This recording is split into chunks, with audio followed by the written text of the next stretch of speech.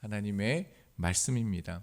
유튜브 딱 틀면요, 이렇게 신호가 있는데 연결 끊어짐, 나쁨, 좋음, 매우 좋음 이렇게 뜹니다. 그러고 보면서 하나님 관계도 우리랑 그렇게 좀 비슷하겠다. 하나님과 나쁨이나 끊어짐이 아니라 좋음도 아니라 매우 좋았으면 좋겠다라는 마음이 들었는데요. 오늘 그런 날 되기를 소망합니다. 자, 계속적으로 평신도 스데반의 설교가 계속되어집니다. 1절에서 4절은 믿음의 조상 아브라함을 통해서 메소포타미아에서 또 갈대아 우르에 있을 때 하나님께서 먼저 그에게 나타나셨다는 것을 설명합니다. 그러니까 하나님이 성전에만 계시는 분이 아니라 이방 땅, 하나님께서는 무소부재하신 하나님, 어느 곳에든 계시는 하나님이시다.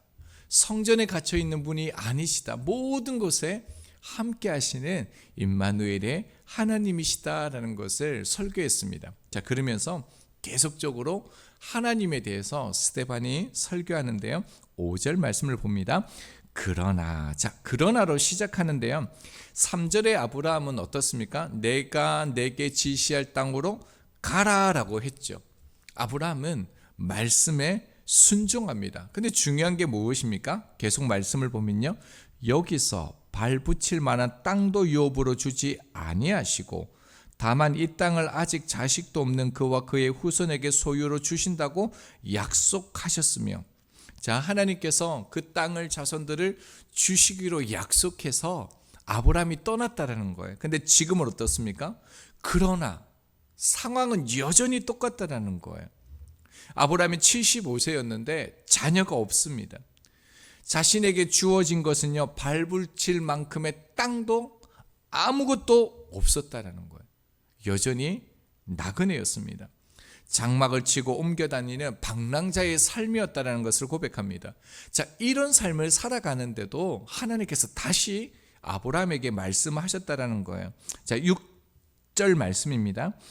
하나님이 또 이같이 말씀하시되 그 후손이 다른 땅에서 나그네가 되리니 그 땅 사람들이 종으로 삼아 400년 동안을 괴롭게 하리라 하시고, 제 같으면 참 마음이 안 좋았을 것 같아요. 힘들었을 것 같아요. 창세기 15장의 내용인데요. 다른 땅은 어디입니까? 가나안 땅이 아니라 타국, 애굽을 말하는 겁니다. 나그네라는 것은 법적 보호가 제한된 체류자예요. 소유권이 없는 존재예요. 아브라함이 75세서 자녀도 없죠. 발붙일 땅도 없죠. 아무것도 없는 거예요. 그런데 그때 또 하나님의 말씀을 순종해서 나왔는데 하나님께서 그때 뭐라고 말씀하시는 겁니까? 내 후손들이 400년 동안 종으로 지내게 된다라는 거예요. 사실 얼마나 충격이겠습니까? 우리에게 그 말씀 하셨다면 우리의 마음이 얼마나 상했겠습니까? 아브라함은 약속을 받았고 약속대로 나아갔지만 현실은 전혀 달라지지 않겠다라는 거예요. 그리고 그 다음 말씀도 사실은 위로의 말씀인 것 같은데 사실은 마음은 아픈 말씀이에요. 7절 보면요. 또 이르시되 종 삼은 나라를 내가 심판하니니 그 후에 그들이 나와서 이곳에서 나를 섬기리라. 종 삼는 나라를 심판하시겠다라는 거예요. 그러니까 그때 동안은 너희들이 시련과 고난을 당하게 된다라는 겁니다. 자, 그러나 하나님의 인도하심은 이게 끝이 아니죠. 뭐라고 말씀합니까? 그 후에 하나님의 때가 반드시 있다라는 거예요. 이 모든 것은 하나님의 계획 안에 있다라는 겁니다. 이 과정이 그리고 반드시 필요하다는 거예요. 왜요? 이 과정을 통해서 비로소 너와 내가 언약 백성이 될 것이라는 겁니다. 자, 8절을 보면요. 이제 하나님께서 그 언약을 주시면서 징표를 주시는데 할례를 주십니다. 할례가 상징하는 게 무엇입니까? 그 생식의 능력, 인간의 능력을 끊는다라는 의미가 있습니다. 그러니까 하나님과의 언약은 인간의 노력으로, 인간의 능력으로 되어지는 것이 아니다라는 거예요. 하나님께서 전적으로 주시는 것이죠. 그래서 8절 하반절에 보면 이삭이 야곱이 우리 12조상을 낳으니라 되어져 있는데 세 번역을 보면 이해가 쉽습니다. 그래서 아브라함은 이삭을 낳고 8일째 되는 날에 그에게 할례를 행하고 이삭은 야곱에게 또 야곱은 12족장에게 할례를 행하였으며. 자, 이 말씀을 보면 아브라함의 순종, 이삭의 순종, 야곱의 순종을 강조하는 듯 보이죠. 근데 사실 그걸 강조하는 게 아니에요. 하나님의 언약의 약속, 모든 세대 가운데 그 상황 가운데 수많은 일들, 문제가 있을 거잖아요. 그런데 그것을 뛰어넘어서 하나님께서 아브라함에게 하신 그 약속을, 그 언약을 반드시 지켜 가신다, 이걸 말씀하는 것이죠. 자, 그러면서요, 이제 9절에서 14절을 보면은 창세기 37장의 요셉 얘기를 합니다. 본문을 자세하게 살피는 것은 이 본문에서 하는 게 좋고요. 지금 이 사도행전의 본문은 크게 지금 스데반이 무엇을 얘기하려고 이 얘기를 하느냐가 중요합니다. 그래서 간단하게 우리가 그 의미들만 살피면서 넘어가겠습니다. 자, 9절 말씀을 보면요, 하반절에 하나님이 그와 함께 계셔. 자, 요셉의 얘기를 하면서 스데반의 강조점은 뭐냐면 형제들이 시기하여 애굽에 팔았다라는 거예요. 그런데 하나님이 함께 하셨다라는 거예요. 하나님이 저와 함께 계셔. 이것은 어떤 의미입니까? 하나님과 동행했다라는 거예요. 여러분, 요셉이 하나님과 동행했겠습니까? 그게 강조점이 아니에요. 요셉이 어떻게 전능하신 하나님과 동행합니까? 하나님이 요셉과 함께 해주셨다라는 거예요. 자, 10절을 보면요, 요셉은 참으로 많은 시련과 환난을 가운데 있었지만 어떻게 표현합니까? 환난에서 건져내사 하나님이 하셨다는 것이요. 하나님께서 그와 함께 계셔서 모든 시련 가운데 어떻게 해요? 지혜를 주셨다는 거예요. 은총을 주셨다는 거예요. 그래서 애굽 왕 앞에 섰다라는 거예요. 자, 그러면서 11절을 보면요, 애굽과 가나안 땅에 극심한 기근이 들어서 우리의 믿음의 조상들이 먹을 것이 없었대요. 그래서 12절을 보면 야곱이 애굽에 곡식이 있다라는 얘기를 듣고 보내게 되어지죠. 자, 그런데 이때는 요셉이 있는 줄 몰랐어요. 근데 13절 두 번째 보낼 때 어떻습니까? 요셉이 형들에게 자기가 있음을 알렸대요. 드디어. 그리고 바로에게도 요셉의 가족의 관계가 있다는 거예요. 요셉이 홀로 아니라는 걸 알게 된다는 거예요. 그래서 14절 말씀에 보면요, 요셉이 그의 가족 75을 이제 애굽으로 오게 되어집니다.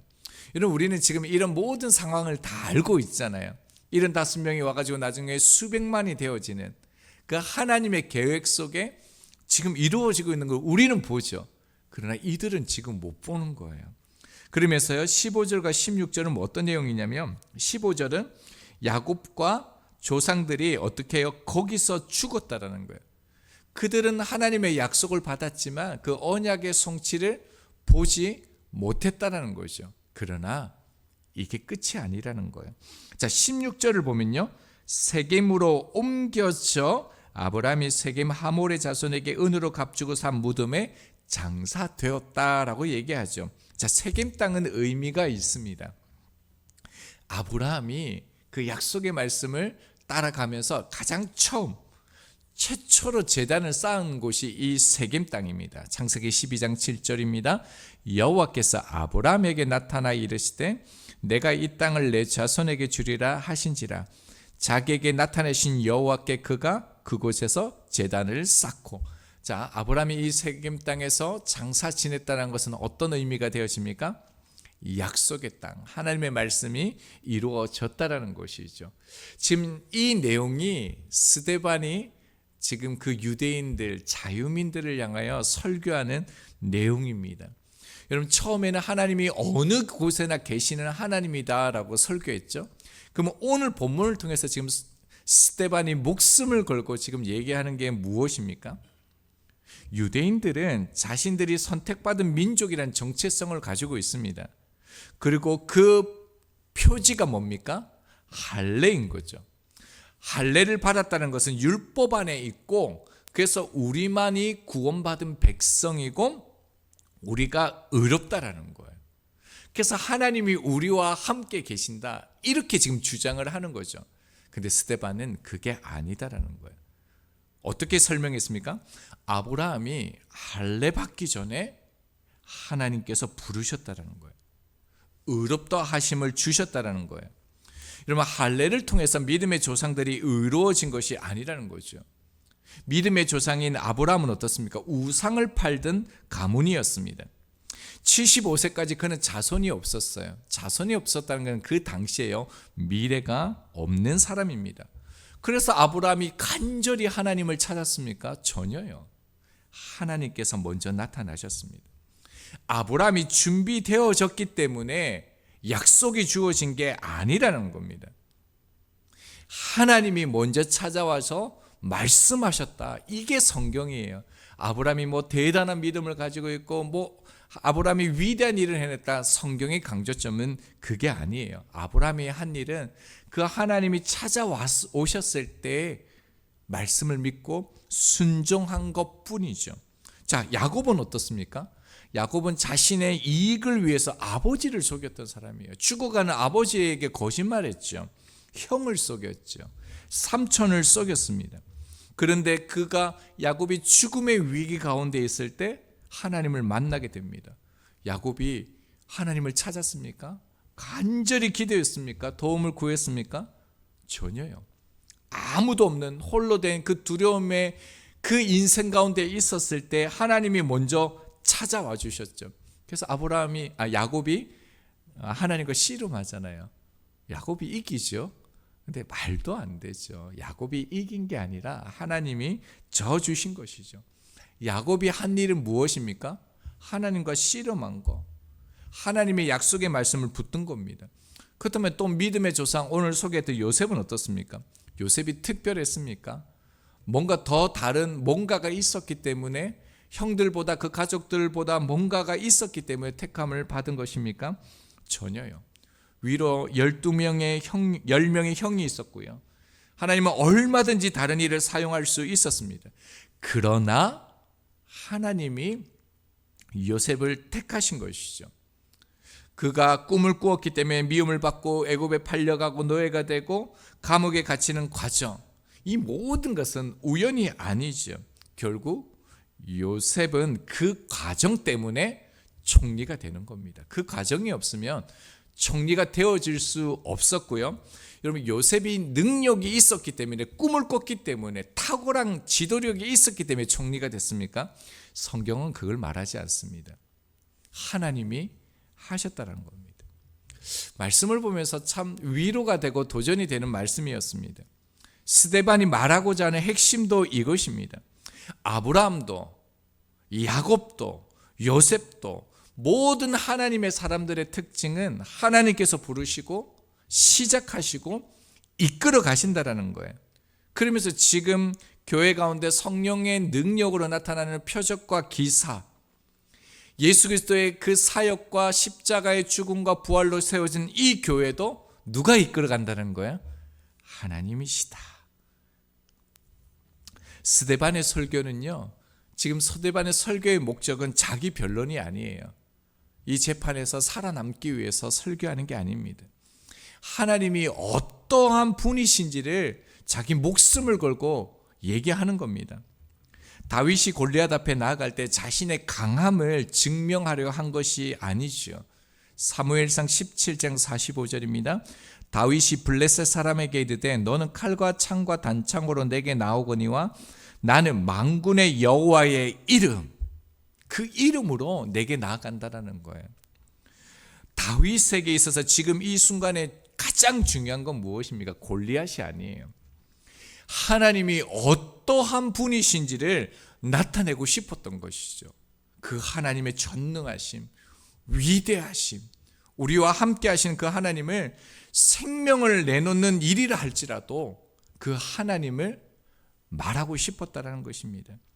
갈라디아서 6장 13절입니다. 할례를 받은 그들이라도 스스로 율법은 지키지 아니하고 너희에게 할례를 받게 하려는 것은 그들이 너희의 육체로 자랑하려 함이라. 여러분, 유대인들은 뭐라는 겁니까? 말씀을 지키지 않으면서도 내가 할례를 받았으니까, 내가 예배 드리니까, 내가 하나님께 제사 드리니까 나는 하나님의 백성이라고 이렇게 말하고 있다는 거예요. 근데 그들은 실제로 뭐 하는 겁니까? 자기 자랑하고 있다라는 거예요.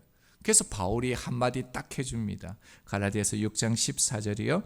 그러나 내게는 우리 주 예수 그리스도의 십자가 외에 결코 자랑할 것이 없다. 그리스도로 말미암아 세상이 나를 대하여 십자가에 못 박고 내가 또한 세상에 대하여 그러하니라. 나는 내 자랑 안 하겠다는 거예요. 내가 하고 싶은 것은 하나님이 어떠한 분이신지 오직 십자가 그것만을 자랑하겠다. 그 외에 아무것도 없겠다라고 말하는 것입니다. 말씀 맺겠습니다. 오늘 말씀을 보면 신앙이라는 것은 내가 어떻게 보이느냐가 아니라 하나님이 어떻게 드러나느냐, 그것이 신앙인 것이죠. 우리가 하나님이 어떠한 분이심을 드러내는 유일한 길은 무엇이겠습니까? 십자가입니다. 다른 방법은 없습니다. 왜냐하면 예수님께서 십자가를 통해서 하나님이 어떠한 분이신지를 나타내셨기 때문입니다. 예수님이 십자가로 나를 살리셨죠. 자, 그렇다면 십자가가 드러나는 것은요, 내가 다른 사람을 살리는 것, 그것이 하나님을 드러내는 유일한 길이라는 겁니다. 그래서 십자가는 보는 것이 아니라 지는 것입니다. 오늘 우리에게 이 사순절을 우리가 기억하면서 이렇게 가고 있는데요, 십자가가 주어졌습니다. 여러분, 우리가 십자가를 붙잡은 게 아니에요. 아브람도 야곱도 요셉도 그 누구도 붙잡을 수 있는 게 아니에요. 우리에게 주신 거예요. 주신 거는 특권입니다. 우리에게 십자가를 주셨다는 것은 은혜이죠. 그렇다면 오늘 우리가 어떤 십자가를 지시겠습니까? 이렇게 좀 생각해 봤는데, 이웃에게 먼저 인사하는 거, 이런 것도 참 그리스도의 사랑을 나타내는 거겠다. 그리고 한 끼 금식하면서 또 필요한 것에 후원하는 것도 우리가 해보면 좋겠다. 그리고 배달하시는 분 만나면 그분에게 선물을 하는 거, 이런 것도 참 좋겠다. 뭐 여러 가지가 생각났는데요, 우리가 오늘 말씀을 말씀으로 끝내지 않고 그 어떤 것이든 우리 삶에 내가 십자가를 지고 그것을 행함으로 하나님이 이런 분이셔, 그 하나님의 아름다우심, 그 하나님의 사랑과 은혜를 흘러보내는 저희들이 되기를 소망합니다. 우리 주신 말씀 9절과 10절 우리 같이 읽고 기도하겠습니다.